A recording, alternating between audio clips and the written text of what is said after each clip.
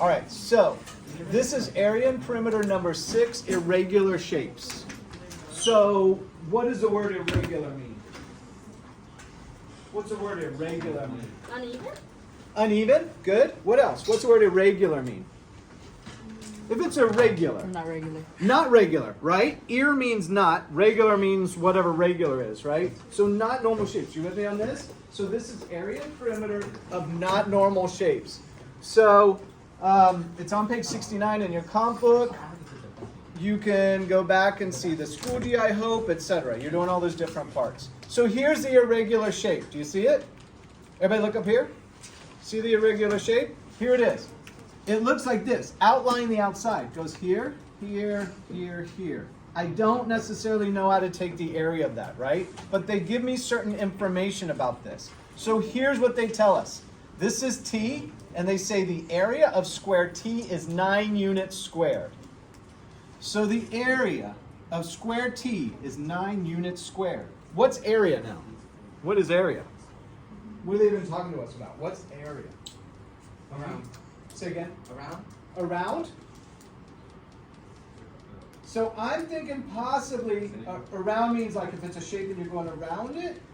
So I'm thinking more perimeter for that. Does that sound familiar? And it's likely that you mix up perimeter and area because we talk about them at the same time all the time. Are you with me? We're always saying area and perimeter, area and perimeter. So for you to come up with that is a great sign for me because it means you're on the right track. You're at least associating those two items. Does that make sense? So who else? What is area? What's area? The inside. How about that? When she says the inside, does that resonate with you?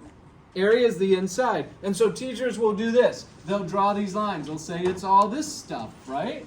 It's the inside. You okay with that? That's a pretty good definition of area in my mind because it explains perfectly to me what it is. Does this make sense? Okay, so they're telling you the area is 9 units. This full area here is 9 units. How do you calculate area? Multiple? You multiply. What are you multiplying? The length and width. The length and the width. Does this sound familiar? Right? Area, you're multiplying the length and the width.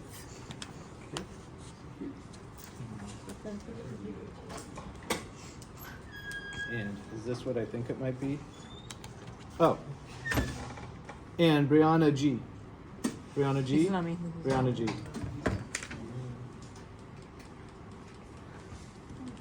Okay. Yeah.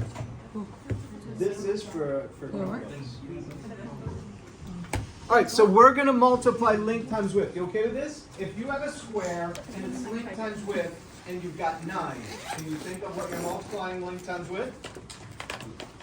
If you have a square and you're multiplying length times width, can you think of what the two numbers are you're multiplying?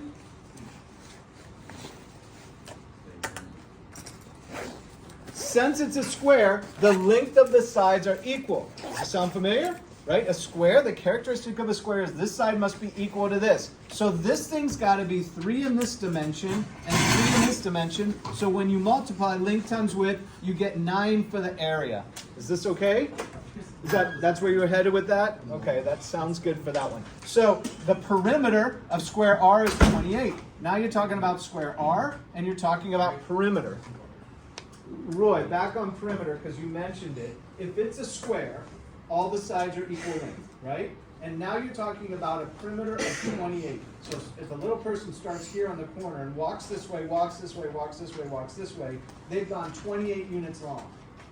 Are you able to work backwards from that and tell me how long each side of the square might be? And are you guys thinking about this with them to help them out?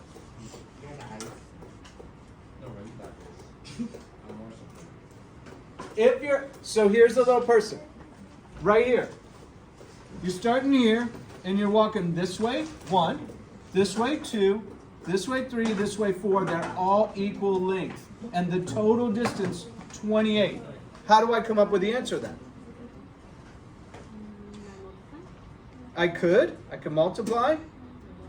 I could divide, right? Different options. These lengths are all the same. So here, if I'm going 1, 2, 3, 4, I'm going to take this divide by 4.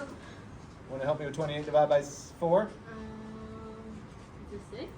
7 we're going for. 4 times 7 is 28. We're going 7 on that one. You okay with this? Yeah. So each of these are 7 here, 7 here, 7 here, 7 here. Now there's one more question. It says, find the perimeter of square W. So this is a square. They're asking for the perimeter. This distance is 7 here, and this distance is 3 here. So 7 and 3 is 10 long. Each side is 10. Right? So I'm going 10, 20, 30, 40. So my total distance is 40 units. And it's units to the 1 power because it's singular dimensional. It's a distance, right? A perimeter. Okay, does this kind of make sense? Are you following this for irregular shapes? So what did we do with an irregular shape? We decided to break it up into shapes that we knew. We used squares to find out what the different area was. All right, let's go for something ever so slightly more complicated. Here's an irregular shape, and we're going to break it into its parts. And because of time, maybe we're going to go a little bit quicker. But what parts do you see within this? Everybody look at this shape here. What are some parts you see inside there? What's inside there you see? Look at this shape. It says 10 units. You see 10 units. Yep, you're seeing some of the dimensions. How about shapes? Give me some idea of shapes you see on this one. And I didn't draw it very well, so if your brain is thinking. What kind of shapes you see in this one? Circle. Right here. Do you see the circle? Oh, okay. Is it a complete circle? No. No. I didn't see that. How much does it look like I tried to draw the circle? Half. There's a half a circle in the shape. Are you following me on this? Okay, what else do you see? What else is in the shape? Could be a trapezoid right there. Yes, I like that, but I can go even simpler. A trapezoid's still kind of complicated to me, right? I can go even simpler. Can you break it into... Half a triangle?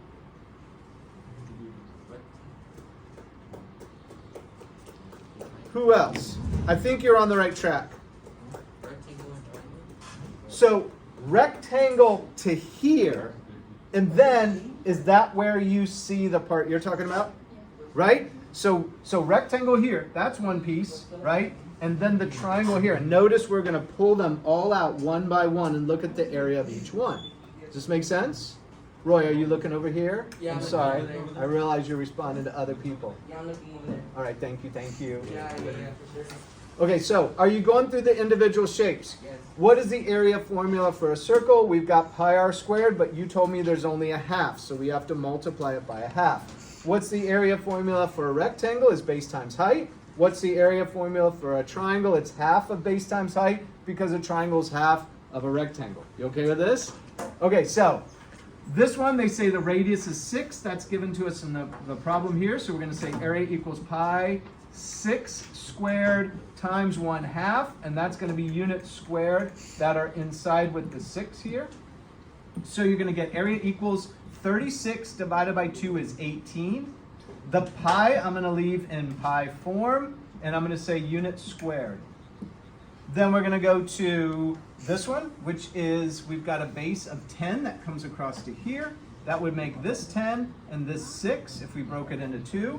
So we're going to have, and this is 6 times 2, which would be 12. This is going to be 12 times 10, or 120 units squared. Why? Because it's units times units produces units squared.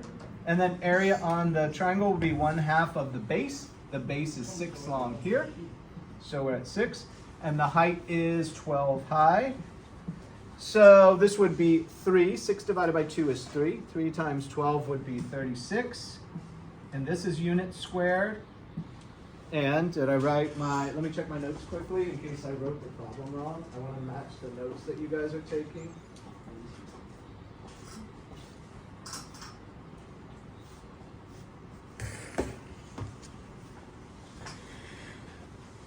Good, good, and good, just to make sure I'm on the same track. So now we're going to combine all these because this is the combined area of your half a circle. This one's going to be combined here, and the rectangle here, and the triangle here. All 3 of those need to be added up. So we have 18 pi plus 120 plus 36. Can you add 18 pi and 120? Yes. So The reason you can't is they're not similar, they're not like terms. Does this make sense? Have you heard that thing about, and we use it in math, we use it in life, they go, you can't add apples and oranges? I mean, you could. So we try not to. So what you would do is just add up all the apples and then say you have this many apples, this many oranges, right? You would try to add up the separate ideas separately and keep them that way. And then just show them separately. So for example, the 120 and the 36 can be 156. And we're still going to just add to that the 18 pi. And this is units squared. And that's our area. 156 plus 18 pi is your answer to this one to find out what you've got. So how about the idea that this is still 18 pi? Does that look confusing to anyone? How about the idea that we kept the pi, right? There's pi in the formula, pi r squared. We did our multiplication, we came up with 18 pi. Why is the pi still in there? Go back to this lesson on pi. Did we talk about this? What is pi to you? Infinite number. It's an infinite number? Good. I appreciate that very much. That's one of your most important aspects of it. What else about pi? 3.14. But what's the difference if you say 3.14 and then somebody else says an infinite number? What's the difference between those two? You see how one is limited and the other is not? So by leaving this symbol in the answer, 18 times pi is what it stands for, you now have all the infinite digits still in the answer. Does this make sense? A symbol represents infinity. So you keep the symbol in the answer, and now the answer is perfectly accurate. If you cut that out and just say 3.14, you cut off all the digits. Does this make sense at all? Well, so look. Here's pi again, right? 3.1415926535, etc. Right? It goes on and on forever. If you cut it off here, you create all that error because all those digits disappear. If you leave it the symbol pi, it's got everything in it. It's a genius idea. Are you with me? It's an incredible idea that I can now just put the symbol and now it's got all the infinite numbers. Is this okay? Is that interesting to you, maybe? I hope it's interesting to you. What is pi proof of, by the way? Pi is proof of what? Something infinite that's living still? I mean, that's like live forever? The potentiality, I think, right, of life that never dies. Isn't pi something that never dies? So couldn't this be some proof that at least it exists? And if the concept exists with pi, maybe it exists with other things, right? Okay, that's back. Now you're back. We just transferred from math class to church. When you go to church, right? Do your parents still make you go to church? No, I think not. Anybody? Yeah, I think that's okay. What does a preacher talk about in church? God. God. And how long is God supposed to live? Forever? Right? Apparently God never, this is the concept. I'm not selling you on it one way or another. That's just what we know as part of our definitions.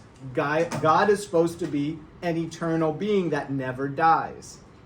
Pi could be a proof that such a thing exists or not.